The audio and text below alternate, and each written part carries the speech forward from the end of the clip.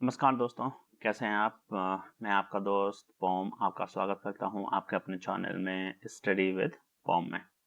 आज का जो वीडियो का टॉपिक है वो है आपका how to start career in HSC. Health and safety में अपना करियर जो है वो कैसे स्टार्ट कर सकते हैं, उसके बारे में आपको इस वीडियो में पूरी जानकारी प्रोवाइड करूंगा। अगर आपने ऑलरेडी अपना करियर स्टार्ट कर लिया है हेल्थ एंड सेफ्टी में, तो आप अपने करियर को कैसे एनहेंस कर सकते हैं, कैसे उसको बढ़ा सकते हैं, क्या-क्या संभावना है, क्या-क्या अपॉर्चुनिटीज़ हैं इस करियर में, क्या आपको करना चाहिए और आगे बढ़ने के लिए, ताकि आप अपना करियर ग्रोथ कर सकें और जो है नए पोजीशन, हायर पोजीशन आप ले सकें। जैसे मैनेजर हो गया, सीनियर मैनेजर हो गया, डायरेक्टर हो गया, हेड ऑफ द डिपार्टमेंट हो गया। तो वो सारे पोजीशंस आप कैसे ले सकते हैं और उनके लिए रिक्वायरमेंट्स क्या-क्या रहेगी, क्या आपको करना चाहिए, मार्केट में अभी जो भी बदलाव हो रहे हैं, उन बदलाव के साथ आपको कैसे मैच करना है, क्या-क्या आपको करना पड़ेगा। तो वो सारी जानकारी मैं आपको इस वीडियो में प्रोवाइड करूँगा। ओके? अगर आप चैनल में नए हैं तो कृपया चैनल को सब्सक्राइब कर दीजिएगा और एक लाइक और एक प्यारा सा कमेंट जरूर कर दीजिएगा और वीडियो को अपने दोस्तों के साथ और दूसरे लोगों के साथ भी शेयर कीजिएगा, ताकि उनको भी बेनिफिट मिल सके और वो भी इस वीडियो से बेनिफिट ले सकें। ओके, तो चलिए वीडियो को स्टार्ट कर लेते हैं कि आप अपना करियर कैसे स्टार्ट कर सकते हैं हेल्थ एंड सेफ्टी में। तो इन्फॉर्मेशन बहुत ही इम्पोर्टेंट है जो मैं इस वीडियो में शेयर करूंगा, तो प्लीज़ वीडियो के लास्ट तक बनी रहिएगा और स्किप मत कीजिएगा कहीं भी, क्योंकि बहुत इंपॉर्टेंट इन्फॉर्मेशन मैं बीच में प्रोवाइड करूंगा आपको। ठीक है, जान लेते हैं कि एचएससी होता क्या है। एचएससी जो स्टैंड करता है, एचएससी का फुल फॉर्म है वो है आपका हेल्थ सेफ्टी और एनवायरनमेंट। ओके, ये एक कॉमन टर्म है जो वेरियस मतलब डिफरेंट डिफरेंट इंडस्ट्रीज में यूज किया जाता है। काम जहाँ भी करते हैं वहाँ पे यूज किया जाता है to the management regulation of health and safety environment aspect of operation. इन सब चीज़ों के लिए एचएससी का एक टर्म है, उसको यूज किया जाता है, हेल्थ सेफ्टी एंड एनवायरनमेंट। जो प्राइमरी फोकस रहता है एचएससी का वो रहता है कि वेल बीइंग और protection of employees, visitors, okay, और सराउंडिंग एनवायरनमेंट, ओके, और बिल्डिंग स्ट्रक्चर। जो एचएससी का जो मेन फोकस होता है वो होता है कि चीज़ों को, लाइफ को प्रिजर्व करना, किसी भी इंसान के जीवन को जो है नुकसान ना पहुंचे। सेकंड चीज, एनवायरनमेंट को नुकसान ना पहुंचे। थर्ड चीज, जो भी इंफ्रास्ट्रक्चर है, जो भी एसेट हैं, उनको नुकसान ना पहुंचे। किसी भी तरीके के एक्सीडेंट से कोई भी हैजर्डस चीज एनवायरनमेंट में रिलीज ना हो और कोई भी ऑक्यूपेशन इलनेस वो चीज ना हो जो भी लोग काम कर रहे हैं, और उस चीज को कम से कम करना है, उसका इम्पैक्ट कम पड़े। ये एचएससी का मेन फोकस रहता है। HSC encompass a wide range of activities. HSC के जो एक्टिविटीज होती हैं वो बहुत ब्रॉड होती हैं। आप कभी मत समझिएगा कि आपकी जो एक्टिविटीज होंगी बहुत लिमिटेड होंगी इस करियर में। आप जो रिस्पॉन्सिबल होते हैं, एचएससी जो रिस्पॉन्सिबल होते हैं, एक नीचे लेवल से लेके हाई लेवल के जो CEO of the company, owner of the company, वहां तक के लिए आप रिस्पॉन्सिबल होंगे, उनके बीच आप कम्युनिकेट करते हैं। ओके, नीचे का एक क्लीनर लेवल होगा, क्लीनर होगा जो बंदा काम कर रहा है, क्लीनर, उसके लिए भी आप रिस्पॉन्सिबल हैं। और कंपनी का जो ऑनर है, सीईओ है, उसके लिए भी आप रिस्पॉन्सिबल हैं, क्योंकि हेल्थ एंड सेफ्टी जो है हर एक चीज, हर एक बंदे के लिए मायने रखती है, तो वो आपको मेंटेन करनी पड़ती है हेल्थ एंड सेफ्टी। ठीक है, आपको रेगुलेशन मेंटेन करने पड़ते हैं, लॉ, जो कानून है कंट्री के। ओके, लोकल लॉ होते हैं, कुछ इंटरनेशनल लॉ होते हैं, उनको मेंटेन करना पड़ता है। उसके बाद by prioritising HSA companies strive to create a safe and healthy work environment. बहुत सारी कंपनीज ऐसी हैं जहाँ पे एचएससी को एक बहुत ज़्यादा वैल्यू दी जाती है, और इस चीज़ को अब आपने देखा होगा कि बहुत ज़्यादा इंक्रीज हो रहा है ये डे बाय डे। इंडिया में अभी भी आप देखेंगे तो बहुत कमी है इस चीज़ में। कानून है हालांकि, एचएससी के बहुत सारे कानून हैं हमारे देश में, और ये कानून बहुत अच्छे हैं, पर लेकिन प्रॉब्लम ये है यहाँ पे कि आपने देखा होगा कि इम्प्लीमेंट करना बहुत मुश्किल है। क्योंकि इम्प्लीमेंट करने के लिए बहुत सारी चीज़ों को आपको करना पड़ता है। ओके, हड़ताल हो जाते हैं उस चीज़ के लिए। कई बार वर्कर ही उस चीज़ का साथ नहीं देते हैं, भले ही ये उन लोगों के लिए फायदे के लिए हो, उनकी भलाई के लिए हो, पर लेकिन कई बार वही साथ नहीं देते, क्योंकि वो उन चीज़ों को समझते नहीं। एजुकेशन कम है उस चीज़ में, लोगों को जागरूक नहीं किया गया है उस चीज़ में, उनको फायदे नहीं गिनाए गए हैं, हेल्थ एंड सेफ्टी के बताए नहीं गए हैं। ठीक है, पर लेकिन धीरे-धीरे करके ये भी इंक्रीज़ हो रहा है, ख़ास करके एनवायरनमेंट अगर आपने देखा होगा तो एनवायरनमेंट पे आजकल बहुत ज़्यादा फ़ोकस किया जा रहा है। Okay? Safety professional and practitioners. आपने देखा होगा कोई भी एक बंदा होता है जो अपना करियर स्टार्ट करता है, वो काम करता है अपना एचएससी ऑफिसर से। ओके? ऑफिसर से स्टार्ट कर लेते हैं, उनको हम कहते हैं सेफ्टी प्रोफेशनल। एचएससी ऑफिसर नहीं कहते हैं, हम कहते हैं सेफ्टी प्रोफेशनल और प्रैक्टिशनर्स। ओके? सेफ्टी प्रोफेशनल कौन होता है? सेफ्टी प्रोफेशनल एक वो आदमी होगा जिसको नॉलेज और स्किल होगी एम्प्लॉ हेल्थ एंड सेफ्टी के बारे में, और वो एडवाइस करेगा अपने एम्प्लॉयज़ को। ओके? और एम्प्लॉयज़ मतलब जैसा मैंने बताया cleaner, okay, CEO of the company, okay, stakeholders और दूसरे लोगों को भी वो एडवाइस करेगा कैसे एलिमिनेट करेंगे और कैसे रिड्यूस करेंगे health and safety related hazards को, और कैसे कंट्रोल करेंगे। तो ये स्किल्स और नॉलेज होनी चाहिए एक एचएससी प्रोफेशनल में, एक एचएससी बंदे में। ठीक है? एचएससी जो है वो एक प्योर साइंस है, ये और कुछ नहीं है, एक साइंस है जहाँ पे आप बहुत सारी चीज़ों का यूज़ करते हैं, प्योर साइंस का आप यूज़ करते हैं एचएससी में। आप केमिस्ट्री और बायोलॉजी का यूज़ करते हैं नॉलेज प्रोवाइड करने के लिए अबाउट हैज़ार्डस सब्सटेंस। जो खतरनाक चीज़ें होती हैं, खतरनाक सब्सटेंस होते हैं, उनको बारे में आप नॉलेज प्रोवाइड करते हैं। ओके? जैसे आपका केमिस्ट्री और बायोलॉजी में आपका क्या हो गया, बैक्टीरियाज हो गए। ओके? तो ये सारी चीज़ें, बहुत सारे बैक्टीरिया हैं, जैसे ले लेते हैं एक बैक्टीरिया जो हेल्थ एंड सेफ्टी से रिलेटेड है, इसको कहते हैं लेजियोनेला। लेजियोनेला एक बैक्टीरिया है जो पानी में मिलता है। ओके? अब पानी से रिलेटेड अगर आप फैसिलिटी मैनेजमेंट कंपनीज में जाएंगे, जो कंपनीज फैसिलिटी मैनेजमेंट का सर्विस प्रोवाइड करते हैं, उसमें बंदे लोग काम करते हैं। वो कई बार क्या करते हैं, एसी को क्लीन करते हैं। एसी का जो पानी होता है, गंदा पानी बाहर जो कंप्रेसर में जमा होता है, कंप्रेसर के ट्रे में जमा होता है, तो उस पानी में क्या होता है, बैक्टीरिया जमना स्टार्ट हो जाता है। ठीक है?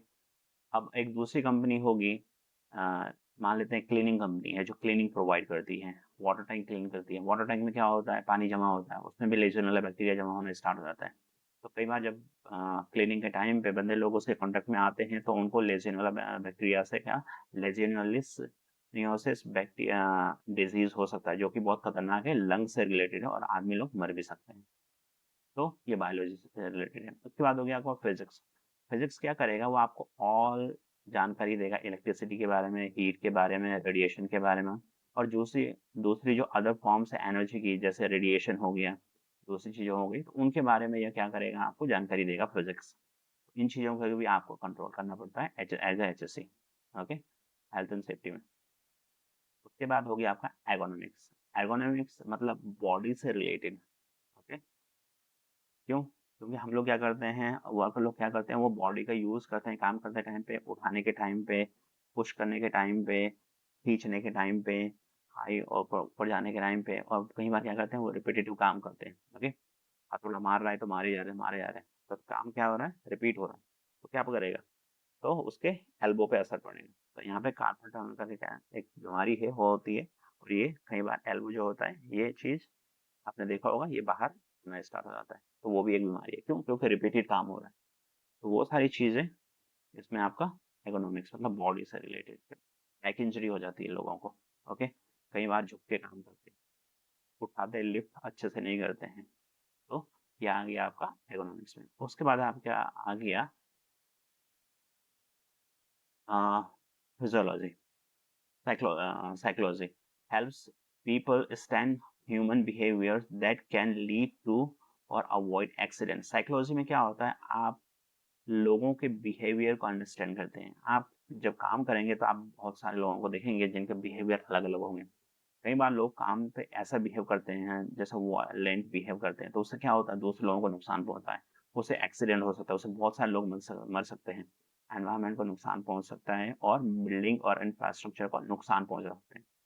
तो वो आप उसमें पढ़ते हैं, जैसा जिसको हम कहते हैं बिहेवियर बेस्ड सेफ्टी। ओके? जो लोगों का बिहेवियर होते हैं उसके आप कंट्रोल करना पड़ता है। उसके बाद आपका आ गया फिजियोलॉजी। फिजियोलॉजी में क्या होता है, biomechanics and medicine help people understand the mechanisms of injury and illness and how to prevent them. ये आपका हो गया फिजियोलॉजी में। उसके बाद आपका आ गया engineering, business management, economics and even sociology and geology give people the knowledge necessary to improve the safety in our society. तो ये सारी जो साइंस है आप प्योरली यूज़ करते हैं एचएससी में। ओके, स्टाफ को सेफ रखने के लिए, एनवायरनमेंट को सेफ रखने के लिए, और बिल्डिंग और जितना भी आपका एसेट है, इंफ्रास्ट्रक्चर है, उसको नुकसान से बचाने के लिए, ताकि कंपनी को फाइनेंशियल नुकसान ना हो। ठीक है, तो ये हम यूज़ करते हैं। अब चलिए सैलरी के बारे में जान लेते हैं। सैलरी के लिए मैंने यहाँ पे दो चीज़ें दी गई हैं। एक मैंने गल्फ की सैलरी आपको बताई है, और एक सैलरी मैंने आपको बताई है इंडिया की। मैंने इंडिया में भी काम किया है और मैंने गल्फ में भी काम किया है। मैंने इंडिया में काम किया है 4 साल और गल्फ में काम किया है 10 साल। ठीक है, तो उसके बारे में मुझे नॉलेज है, तो मैं वो आपको जानकारी दे रहा हूँ। सैलरी जो एचएससी ऑफिसर की इंडिया में जो स्टार्ट होगी वो 15 से 25 हज़ार तक स्टार्ट होती है। डिपेंड करता है कंपनी कैसी है। ओके, कौन से पोजीशन पे आप हायर कर रहे हैं। ओके, एचएससी ऑफिसर की मैं बता रहा हूँ, पर लेकिन ये प्योरली डिपेंड करता है आप कहाँ पे काम कर रहे हैं, एरिया वाइज, और कंपनी की सिचुएशन क्या है, फाइनेंशियल स्टेबिलिटी क्या है, तो वो सारी चीज़ें डिपेंड करती हैं। ज़रूरी नहीं है कि आपको 25 हज़ार तक ही मिले। हो सकता है किसी किसी कंपनी में एचएससी ऑफिसर की सैलरी 35-40 हज़ार भी चली जाए, 50 हज़ार चली जाए, डिपेंड करता है। ठीक है, बाद आ गया आपका एचएससी मैनेजर। एचएससी मैनेजर की जो मिनिमम सैलरी है वो इंडिया में वो 50 हज़ार है। अगेन डिपेंड करता है कौन सी कंपनी है, कैसी कंपनी है। सैलरी स्टार्ट हो सकती है, मे बी 1 लाख से भी स्टार्ट हो, मे बी 2 लाख से भी स्टार्ट हो, और आई जाएगी तो 2 लाख तक जाती है। आ, बहुत कम कंपनी होंगी जो 2 लाख तक जाएंगी। ठीक है, ये मंथली बता रहा हूँ मैं। उसके बाद मैं देता हूँ आपका salary HSC officer in gulf में। जो मिनिमम सैलरी जो स्टार्ट होगी वो गल्फ में होगी 60 हज़ार से 1 लाख रुपए तक as HSC officer. Again depend करता है गल्फ में भी कौन सी कंपनी है आपकी, क्योंकि बहुत सारी छोटी छोटी कंपनी भी होती है गल्फ में। सॉरी, अगर कंपनी अच्छी है, बड़ी कंपनी है, रेपुटेड कंपनी है, जहाँ पे हेल्थ एंड सेफ्टी को बहुत तवज्जो दी गई है, बहुत वैल्यू दी गई है, तो वो अच्छी सैलरी प्रोवाइड करते हैं आपको। तो वहाँ पे आपका जो सैलरी होगा वो 1 लाख से भी स्टार्ट हो सकता है। डिपेंड करता है कि आपको कितना एक्सपीरियंस है, कितनी नॉलेज है आपके पास, और इंटरव्यू में आप कैसा परफॉर्म करते हैं। ठीक है, पर लेकिन जो मिनिमम सैलरी जो स्टार्ट होगी 50 से 60 हज़ार से स्टार्ट होगी होगी एज एच ऑफिसर। ठीक है, ये आपका प्योर मिलेगा इन हैंड। इसमें आपका रहना, खाना, ट्रांसपोर्टेशन सब कंपनी प्रोवाइड करती है। ठीक है, एचएससी मैनेजर इन गल्फ कम से कम 1 लाख होगी। ओके, और उसके ऊपर जा सकता है आपका 3 लाख। और ये एज अ एचएससी मैनेजर ये भी डिपेंड करता है आप कहाँ पे काम कर रहे हैं। ओके, कौन सी कंपनी में काम कर रहे हैं, एक्सपीरियंस आपका कितना है, नॉलेज आपका कितना है। ओके, मैं अपनी बात करता हूँ तो मेरी जो लास्ट सैलरी थी वो 3,40,000 थी, क्योंकि कंपनी अच्छी थी। ओके, कंपनी बहुत बड़ी कंपनी थी मेरी जो लास्ट कंपनी थी, पर उससे जो पिछली कंपनी थी उसमें कम था। तो ऐसे ही डिपेंड करता है कि कौन सी कंपनी में आप काम कर रहे हैं। ठीक है, देख लेते हैं कि सेफ्टी प्रोफेशनल करते क्या है, एचएससी जो प्रोफेशनल होते हैं वो करते क्या है, उनका रोल क्या होता है। यहाँ पे मैंने कुछ चुनिंदा रोल्स एंड रिस्पॉन्सिबिलिटी यहाँ पे दी गई है। ये सिर्फ लिमिटेड है, डिपेंड करता है आप कौन सी इंडस्ट्री में काम कर रहे हैं। ओके, आपके रोल्स एंड रिस्पॉन्सिबिलिटीज क्या हैं, आपके हेड ने आपको क्या रोल्स एंड रिस्पॉन्सिबिलिटी दी है, वो भी डिपेंड करता है।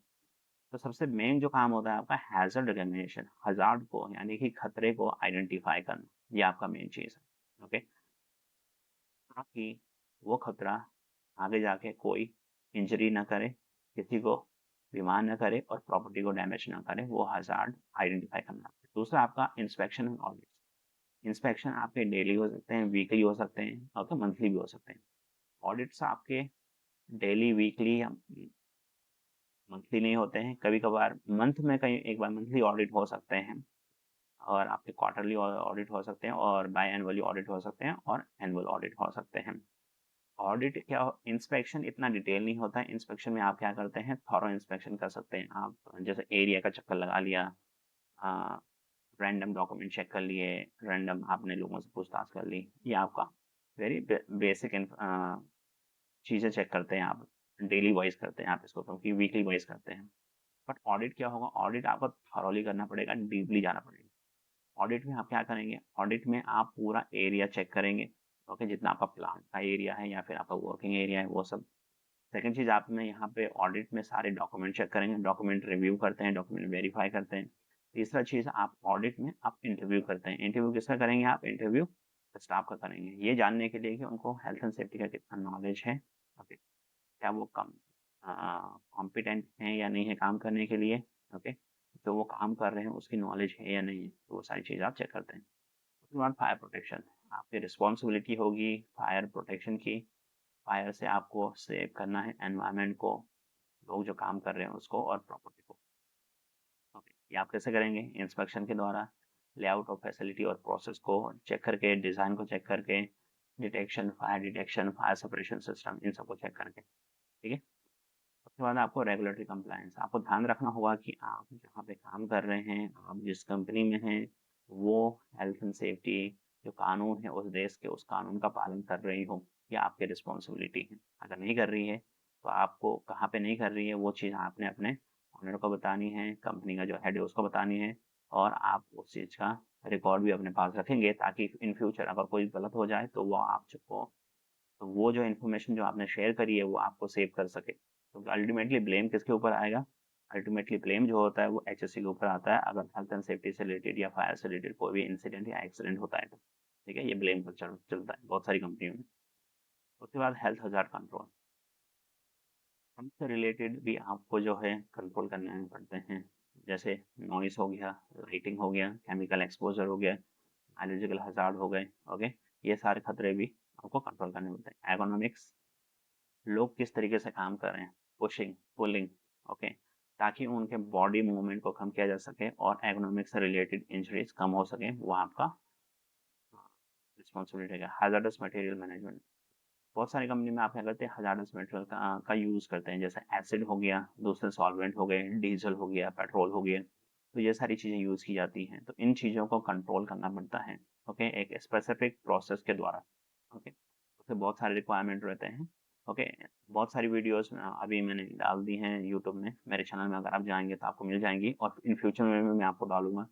ओके, ये सारी वीडियो आपको मिलती रहेंगी, तो ईच एंड एवरी इन्फॉर्मेशन आपको इस चैनल पर मिलता रहेगा। ठीक है।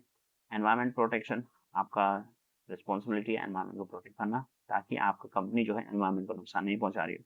अदरवाइज क्या होगा, लीगल नोटिस आ सकता है और लीगल तौर पे काम हो सकता है।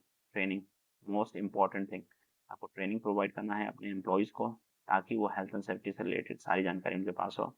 एक्सीडेंट इंसिडेंट से रिलेटेड आपको इन्वेस्टिगेट करना है। ये इन्वेस्टिगेशन आप कैसे कर सकते हैं, कैसा रिपोर्ट आपने लिखनी है, कैसा रिपोर्ट आपने बनानी है, वो सारी इन्फॉर्मेशन भी मैंने एक वीडियो डाली है, उसमें आप जाके चेक कर सकते हैं। उसके बाद आपको एडवाइस प्रोवाइड करना है। एडवाइस क्या प्रोवाइड करना है? मैनेजमेंट को, किससे रिलेटेड? हेल्थ एंड सेफ्टी से रिलेटेड। ओके, क्योंकि आप वो हैं जो हेल्थ एंड सेफ्टी की नॉलेज रखते हैं, आपको मालूम है क्या करने से क्या होगा, क्या करने से क्या नहीं होगा। ठीक है, तो वो आपने एडवाइस प्रोवाइड करनी है। उसके बाद आपने मोस्ट इम्पॉर्टेंट चीज़ क्या करना है, हर एक चीज़ का रिकॉर्ड मेंटेन करके रखना है। ये रिकॉर्ड ही आपको फ्यूचर में सेव करके रखेंगे। अगर कोई एक्सीडेंट या इंसिडेंट होता है, कोई इंजर्ड हो जाता है, तो सबसे पहले क्या होगा, पुलिस आके आप लोगों को ही पकड़ती है। ओके, इसीलिए वो पूछते हैं कि सेफ्टी ऑफिसर कौन है, सेफ्टी मैनेजर कौन है, तो इसीलिए आपको रिकॉर्ड रखना हर एक चीज़ का जरूरी है। Training record, communication record, okay, कहाँ पे क्या चेंजेस हुए उस चीज़ का रिकॉर्ड, सारी चीज़ों का रिकॉर्ड रखना आपको बहुत ज़रूरी है। ठीक है, अब देख लेते हैं कि सेफ्टी प्रोफेशनल कहाँ पे काम करते हैं। Safety professional title wise chart मैं आपको बताता हूँ। मैन्युफैक्चरिंग प्रोडक्शन, मैन्युफैक्चरिंग प्रोडक्शन सबसे ज़्यादा काम करते हैं आपके 32%। ठीक है, आप देख रहे होंगे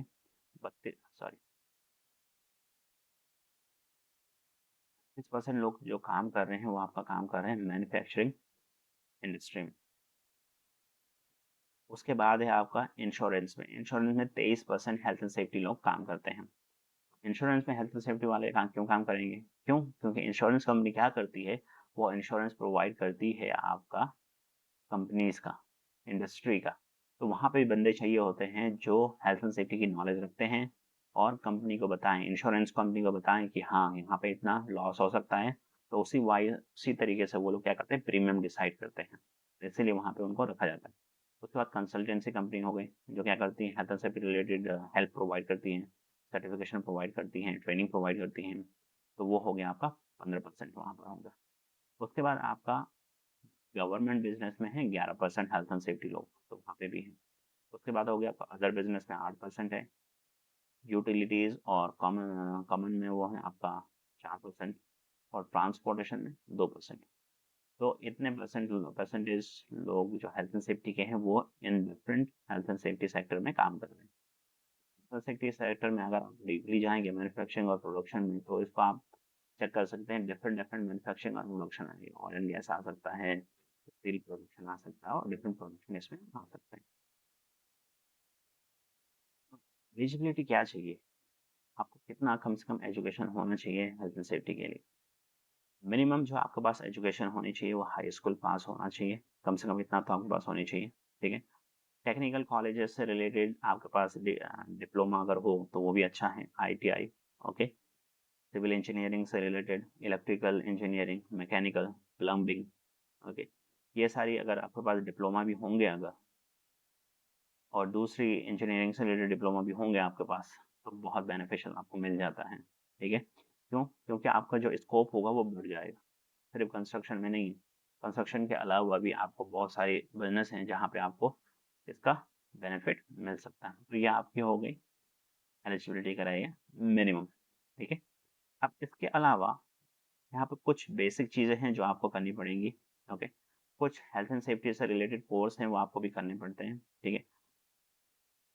अगर आप इंडिया में काम कर रहे हैं तो आपको डिप्लोमा इन इंडस्ट्रियल सेफ्टी, ये डिप्लोमा आप कर सकते हैं। इसकी कॉस्ट रहती है अराउंड 50 से 60 हज़ार आई थिंक, या फिर डिपेंड करता है कौन से इंस्टीट्यूट से आप कर रहे हैं और आप कैसे कर रहे हैं। ये इंडिया में है। ये डिप्लोमा सिर्फ वैलिड है इंडिया में। इंडिया के बाहर अगर आप काम करने जाएंगे, गल्फ में कहीं पे भी या दूसरी कंट्रीज में, तो ये वैलिड नहीं है। ठीक है, सिर्फ इंडिया के लिए। अगर आप किसी दूसरी कंट्रीज में काम करने जाते हैं तो ये जो आप देख रहे हैं इनमें से ये ट्रेनिंग प्रोवाइडर हैं। ओके। सर्टिफिकेशन बॉडीज हैं, इनके सर्टिफिकेट आप ले सकते हैं। ठीक है। ये इंटरनेशनली वैलिड है, यूरोप में, यूएसए, कनाडा, गल्फ में, हर जगह। ठीक है। नेशनल सेफ्टी काउंसिल ये कौन सी ट्रेनिंग प्रोवाइड करता है? फॉरेस्ट से related, CPR, defensive driving, occupational health and safety से रिलेटेड कोर्सेज प्रोवाइड करते हैं एनएससी। ये आप एनएससी की वेबसाइट पर जाकर चेक कर सकते हैं। तो उसके बाद हो गया आपका ओशा। ओशा ऑक्यूपेशनल सेफ्टी हेल्थ एडमिनिस्ट्रेशन, ये ट्रेनिंग प्रोवाइड करता है आपका कंस्ट्रक्शन में safety, general industry, marine, maritime safety, और दूसरी ट्रेनिंग भी। ओशा 30 आवर्स सेफ्टी ट्रेनिंग, ये आपने सुना ही होगा, तो ये भी ट्रेनिंग प्रोवाइड करता है, सर्टिफिकेट। उसके बाद आपका आ गया नेबोश। नेबोश अभी तक बहुत पॉपुलर है। ओके। बहुत सारी कंट्रीज में हर साल, हर महीने लाखों लोग नेबोश को करते हैं। नेबोश में अभी जो ट्रेनिंग है वो अलग अलग लेवल पे है। सबसे पहले हो गया आपका अवार्ड। अवार्ड क्या होगा? वो आपका 3 दिन का ट्रेनिंग होता है। उसमें आपका health and safety award in health and safety हो गया, अवार्ड इन फायर सेफ्टी हो गया, तो ऐसा करके ट्रेनिंग आते रहते हैं आपके। तो वो 3 दिन का ट्रेनिंग होता है, तो वो हो गया अवार्ड। अवार्ड के ऊपर आता है आपका IGC, international journal certificate. Okay, journal certification, वो होता है सर्टिफिकेट लेवल का। वो ट्रेनिंग हो गया आपकी कम से कम 10 दिन की। ठीक है, वो 10 दिन की ट्रेनिंग रहती है। उसमें क्या होते हैं? वो 2 लेवल होते हैं, लेवल 1 और लेवल 2। सॉरी, उस आईजीसी में 2 पेपर होते हैं, आईजीसी 1 और आईजीसी 2। हेल्थ एंड सेफ्टी, जो कॉमन हेल्थ एंड सेफ्टी आप काम कर रहे हैं कंस्ट्रक्शन में या दूसरे उसमें, तो वो नेबोस आईजी कर सकते हैं। उसके बाद अगर आप स्पेसिफिक उसमें काम कर रहे हैं, जैसे ऑयल एंड गैस में, तो उसके लिए नेबोस ऑयल एंड गैस है, वो सर्टिफिकेट रहेगा। उसके बाद आपका रहता है आपका केमिकल प्रोसेस सेफ्टी में, प्रोसेस मैनेजमेंट सेफ्टी में। ठीक है, तो वो रहता है। उसके बाद आता है आपका डिप्लोमा लेवल। अभी नया डिप्लोमा स्टार्ट कर दिया है नेबोस ने 2021 से। ठीक है। तो 2021 से जो नया डिप्लोमा है उसमें 3 पेपर होते हैं। Okay, 1, 2 and 3, plan, do and check. ठीक है। तो उसमें क्या, उसमें आपका डिप्लोमा आता है, तो हाई रहता है डिप्लोमा। डिप्लोमा के बाद अगर आप करना चाहते हैं तो मास्टर भी कर सकते हैं, वो नेबोश के थ्रू करते हैं, वो यूके का कॉलेज करवाता है। ठीक है। तो ये हो गया आपका नेबोश के थ्रू। बट अभी मोस्ट जो पॉपुलर है, अगर आप करना चाहते हैं तो नेबोश ही कीजिएगा, क्योंकि उसकी वैल्यू ज़्यादा है। ओके, ज़्यादा लोग उसी को ही जानते हैं। हालांकि दूसरे कोर्सेज भी हैं दुनिया में, जैसे मैंने आपको यहाँ पे बता रहा हूँ। ओके, दूसरे कोर्सेज भी हैं, पर लेकिन क्या होता है, सबकी जुबान पे एक ही नाम चढ़ा हुआ है, वो है नेबोश। ठीक है। तो नेबोश को ही अगर आप कीजिए, करना चाह रहे हैं तो नेबोश को कीजिएगा। अगर आप स्टार्ट कर रहे हैं तो नेबोश का जो जनरल सर्टिफिकेट है वहाँ से कीजिएगा। ओके। अगर आपको कोई हेल्प चाहिए, कुछ ट्रेनिंग चाहिए, तो मुझे बताइएगा। मैं अपने वीडियो में नेबोश के वीडियो नहीं डाल रहा हूँ, क्योंकि कॉपीराइट का प्रॉब्लम आ जाता है, क्योंकि मैंने पहले डाला था, तो पुराना चैनल था मेरा, वो बंद हो गया था क्योंकि मैंने नेबोस की ट्रेनिंग प्रोवाइड करनी स्टार्ट कर दी थी यूट्यूब पे। तो वो उन्होंने एक्सेप्ट नहीं किया, तो चैनल को ब्लॉक हो गया था मेरा। तो इसलिए मैं चैनल पे नेबोस की जो वीडियो है वो नहीं डाल पाऊंगा, पर लेकिन नेबोस में जो टॉपिक पढ़ाए जाते हैं उनको मैं सेपरेटली एक सेपरेट वीडियो बना के डाल दूँ, तो वो आप चेक कर सकते हैं उसको, तो वहाँ पर वो कंटिन्यू मिलता रहेगा उसमें। ठीक है। उसके बाद हो गया आपका इंटरनेशनल ऑर्गेनाइजेशन फॉर स्टैंडर्डाइजेशन, जिसको हम कहते हैं आईएसओ। अगर आप आईएसओ के बारे में नहीं जानते हैं तो वीडियो के मेरे चैनल पे जाइए, आईएसओ क्या है आपको पूरी जानकारी मिल जाएगी।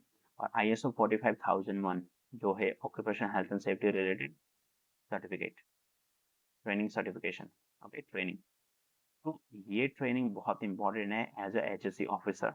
ओके, ये आपको इसका नॉलेज होना चाहिए।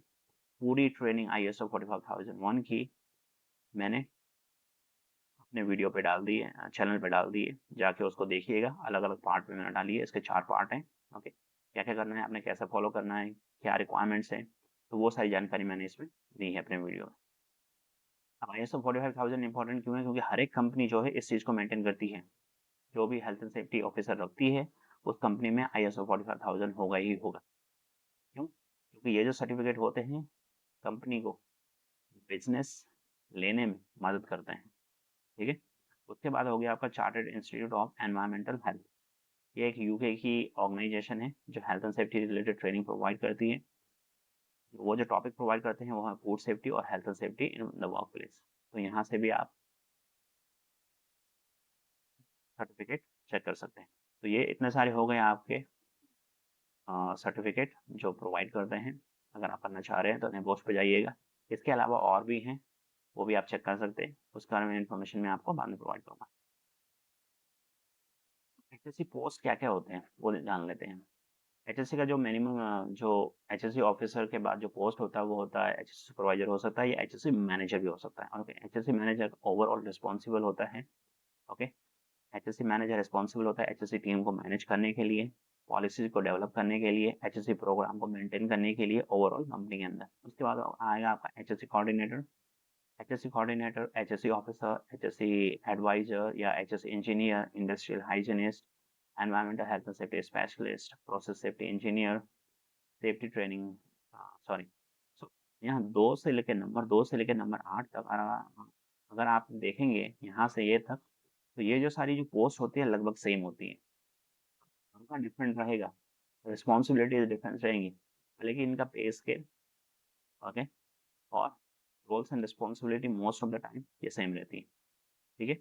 अब इस पोस्ट के आगे आपको क्या हो सकता है, पोस्ट के आगे सेफ्टी एचएससी इंजीनियर हो सकता है। ये थोड़ा बहुत डिफरेंट रहेगा, कहीं कहीं कंपनियों में ऐसा डिफरेंट पोस्ट निकलती भी। ओके, थोड़े हाई लेवल पे हो सकता है ये एचएससी इंजीनियर। ओके, जो डिजाइन और implement of safety system and measure of engineering project, इस चीज पे जो क्या करेंगे फोकस करते हैं ये लोग। तो ये हो सकता है। उसके बाद एचएससी ऑफिसर के बाद नेक्स्ट क्या हो सकता है, एचएससी सुपरवाइजर हो सकता है। ओके, तो वो मिल सकता है। एचएससी सुपरवाइजर के बाद एचएससी मैनेजर होगा। एचएससी मैनेजर के बाद होता है सीनियर मैनेजर। ठीक है। तो सीनियर मैनेजर के बाद क्या हो सकता है, जनरल मैनेजर भी हो सकता है, एचएससी जनरल मैनेजर। ये डिपेंड करता है, कंपनीज क्या होती है बहुत सारी वैकेंसी पोस्ट अपने यहाँ पे निकालती रहती हैं। ओके, उसके बाद एचएससी हेड हो सकता है, एचएससी डायरेक्टर हो सकता है। अगर कंपनी एचएससी हेड हो सकता है, कंट्री एचएससी हेड हो सकता है, कंट्री एचएससी मैनेजर हो सकता है, तो डिपेंड करता है।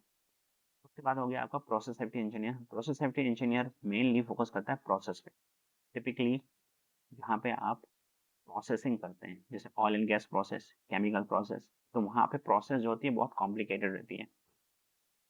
ओके, उन्नीस 1984 में आपने देखा होगा यूनियन का भोपाल में जो गैस कांड हुआ था। ओके, यूनियन कार्बाइड, यहाँ पे बहुत सारे लोग मरे थे। वो प्रोसेस सेफ्टी ना होने के वजह से ही वहाँ पे वो जो कारखाना था वो फेलियर हुआ था। ठीक है, इसीलिए बहुत सारे लोग मर गए थे और उसका इफेक्ट अभी भी आप भोपाल में जाके देख सकते हैं। वहाँ पे क्या हुआ था, अमोनिया गैस लीक हो गई थी जिससे बहुत सारे लोग मरे थे। उसके बाद आपका safety training specialist. Safety training specialist क्या करते हैं, वो ट्रेनिंग प्रोवाइड करते हैं, डिजाइन करते हैं ट्रेनिंग को, और ट्रेनिंग प्रोवाइड करते हैं एम्प्लॉय को, एम्प्लॉय के काम के मुताबिक, एजुकेशन के मुताबिक, उनके एक्सपीरियंस के मुताबिक। उसके बाद आपका आगे इमरजेंसी रिस्पॉन्स कोऑर्डिनेटर। ये भी एक पोस्ट होती है, ये इमरजेंसी के टाइम पे एक्टिवेट रहते हैं और इमरजेंसीज प्लान, इमरजेंसी प्रोसीजर्स और ड्रिल, उन सब चीज़ों में ये एक्टिवेट रहता है। तो ये सारी पोस्ट हो गई। तो मेनली ये पोस्ट रहती है, पर लेकिन डिपेंड करता है कंपनी में। कंपनी कई बार अपने ही पोस्ट निकालती रहती है, ठीक है, और अलग अलग पोस्ट आते रहते हैं। अब यहाँ सब तो हो, हाँ, पहले तो मैंने आपको बता दिया कि कौन से ट्रेनिंग सर्टिफिकेट आपको लेना पड़ेगा और कौन सा ट्रेनिंग आपको करना पड़ेगा। ओके, और आईएसओ ट्रेनिंग के लिए भी मैंने आपको बता दिया। फिर उसके बाद आपका आ गया कि कितना पास आपको होना चाहिए, 10th पास मिनिमम। उससे ऊपर आप जितना कर सकते हैं उतना बेस्ट है आपके लिए, फ्यूचर में ग्रोथ और अच्छी मिलेगी। उसके बाद ये सब करने के बाद आपको मेंबरशिप लेना बहुत ज़रूरी है। ओके, मेंबरशिप जरूर लीजिएगा किसी भी मेंबरशिप बॉडी की। यहाँ पे आपको मैं मेंबरशिप की जानकारी देता हूँ जो मेंबरशिप प्रोवाइड करते हैं, ठीक है। सबसे पहले आप institution of occupational safety and health, इसको हम कहते हैं IOSH। ये वेरियस मेंबरशिप लेवल प्रोवाइड करते हैं, different different membership level provide करते हैं। Okay, chartered member institute occupational safety and health, ये हो गया। फिर उसके बाद हो गया ग्रेजुएट मेंबरशिप। ओके, तो ये सारी जो मेंबरशिप हैं ये प्रोवाइड करती हैं IOS। IOS क्या है? यूके की मेंबरशिप बॉडी है। ओके, अगर आप यूके में काम करना चाहते हैं तो यहाँ पे आपकी मेंबरशिप होनी चाहिए, जिसके अंदर आप रजिस्टर्ड होने चाहिए। इसमें रजिस्टर्ड होने के लिए कुछ रिक्वायरमेंट्स है। ओके, वो सारी रिक्वायरमेंट्स मैं आपको अपने वीडियो में, अगली वीडियो में बताऊंगा। तो आप चैनल को सब्सक्राइब और बेल आइकन को प्रेस कर सकते हैं, तो आपको नोटिफिकेशन मिलता रहेगा। उसके बाद आपका आ गया national safety council. National safety council भी, NSC भी ऑफर करती है इंडिविजुअल और कॉर्पोरेट लेवल पे मेंबरशिप, ठीक है। सेफ्टी रिसोर्स ट्रेनिंग प्रोग्राम और इंडस्ट्री रिसर्च प्रोवाइड करती है। उसके बाद आपका आ गया American Society of Safety Professionals. ये भी एक one of the largest professional organization है सेफ्टी प्रोफेशनल की। तो यहाँ पे भी आप रजिस्टर कर सकते हैं। यहाँ यहाँ पे अगर आप देखेंगे तो यहाँ पे इन सब में आपको रजिस्टर करने के लिए कुछ ना कुछ रिक्वायरमेंट है, वो आपको फुलफिल करनी पड़ेगी, कुछ फी पेमेंट करना पड़ेगा, ठीक है। उसके बाद आपका आ गया international institute of risk and safety management, IIRSM। ये भी ट्रेनिंग प्रोवाइड करते हैं और इसके अंदर भी मेंबरशिप प्रोवाइड की जाती है। उसके बाद आपका आ गया नेशनल फायर प्रोटेक्शन एसोसिएशन। अगर आप फायर से रिलेटेड किसी फायर फील्ड में काम कर रहे हैं और आप फायर ऑफिसर काम कर रहे हैं या फिर फायर सेफ्टी ऑफिसर काम कर रहे हैं, आपके पोस्ट में नाम लगा हुआ फायर सेफ्टी ऑफिसर, तो आपको फायर से रिलेटेड डीप नॉलेज होनी चाहिए, डीप इन्फॉर्मेशन होनी चाहिए। वो डीप इन्फॉर्मेशन आपको कहाँ मिलेगी? NFPA में। NFPA क्या है? USA का एक नेशनल फायर प्रोटेक्शन एसोसिएशन है। ये फायर सेफ्टी से related A to Z information की है, प्रोवाइड करता है। और all over the world highly recommended है फायर सेफ्टी से रिलेटेड, वो NFPA है। ओके, NFPA की रिक्वायरमेंट्स होती हैं, उन्हीं को ही बिल्डिंग कंस्ट्रक्शन के टाइम पे कोई भी बिल्डिंग आप कंस्ट्रक्ट करते हैं तो NFPA की जो रिक्वायरमेंट्स होती हैं उसी को फॉलो किया जाता है बिल्डिंग को प्रोवाइड करने के लिए, जो हाई लेवल पे बिल्डिंग बनती हैं, ठीक है, जहाँ पे सेफ्टी को बहुत सारा फोकस किया जाता है, ठीक है। तो वहाँ पे NFPA को फोकस किया, NFPA को लिया जाता है। अब NFPA में भी क्या है? डिफरेंट डिफरेंट मेंबरशिप है। उसमें आता है आपका नेशनल फायर सेफ्टी कोर्स, और उसमें क्या बोलते हैं, अप्रूव फायर सेफ्टी प्रोफेशनल ऐसा करके, SP ऐसा करके है, AFCP है। तो ये डिफरेंट डिफरेंट आपको मेंबरशिप वहाँ पे मिल जाएगी। आपका इंस्टीट्यूशन ऑफ केमिकल इंजीनियरिंग, अगर आप केमिकल से रिलेटेड आपकी कोई पोस्ट है तो यहाँ पे आपको इंस्टीट्यूशन ऑफ केमिकल इंजीनियरिंग, इसमें आप लॉग इन कर सकते हैं और यहाँ पे आप क्या कर सकते हैं? अपना मेंबरशिप ले सकते हैं। उसके बाद आपका आ गया BSP, board of certified safety professional. इसके अंदर जो है अलग अलग पोस्ट है, अलग अलग मेंबरशिप है, ठीक है। आपके एक्सपीरियंस वाइज, ओके, आपका एजुकेशन वाइज इसमें आप मेंबरशिप ले सकते हैं। तो सबसे हाई लेवल पे है वो है आपका CSP, सर्टिफाइड सेफ्टी प्रोफेशनल। ये मैंने लिया हुआ है, okay, as a safety professional. क्योंकि अगर आप देखेंगे, अगर हम बाहर कहीं भी, इंडिया में तो अभी फिलहाल इतनी डिमांड नहीं है इन मेंबरशिप की, पर लेकिन गल्फ में इन चीज़ों की डिमांड अभी बढ़ने लग गई है। CSP related, grade IOS related, मेरे पास अभी दोनों हैं। CSP नंबर 7 पे जो है, और नंबर 1 पे जो है ग्रेड IOS, UK और USA। BCSP नंबर 7 ये USA की मेंबरशिप बॉडी है, सॉरी, और नंबर 1 पे जो है ये यूके की मेंबरशिप बॉडी। और नंबर 8 पे जो है board of Canadian registered safety professional, ये कनाडा की सेफ्टी प्रोफेशनल बॉडी है।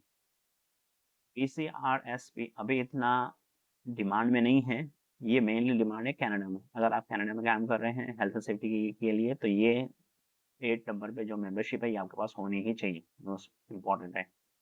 पर लेकिन इन फ्यूचर में BCRSP इसकी भी रिक्वायरमेंट बढ़ने वाली है, ओके, टाइम बाय टाइम, ठीक है। तो ये इस चीज़ की मेंबरशिप आपके पास होनी चाहिए, ठीक है। तो ये हो गया आपका मेंबरशिप, HSC की मेंबरशिप। अभी अगर आप देखेंगे, आपने फॉलो किया होगा, अगर आप हेल्थ एंड सेफ्टी को रेगुलर फॉलो करते हैं, तो अभी एक चीज़ और बढ़ गई है अभी, इसको कहते हैं आपका ESG, environment social governance. Governance मतलब एनवायरमेंट से रिलेटेड चीज़ों पे अब बहुत ज़्यादा फोकस किया जा रहा है। तो एनवायरमेंट से रिलेटेड चीज़ों को ही पढ़ना स्टार्ट कीजिएगा। एनवायरमेंट के लिए जो ISO 14001 2015 का जो सीरीज है, उसकी पूरी वीडियो मैं अपने चैनल पर डाल दूंगा, उसके थ्रू जाइएगा। क्या क्या रिक्वायरमेंट्स हैं, क्या क्या इन्फॉर्मेशन आपको चाहिए होंगी, वो सारी उसमें मिल जाएंगी।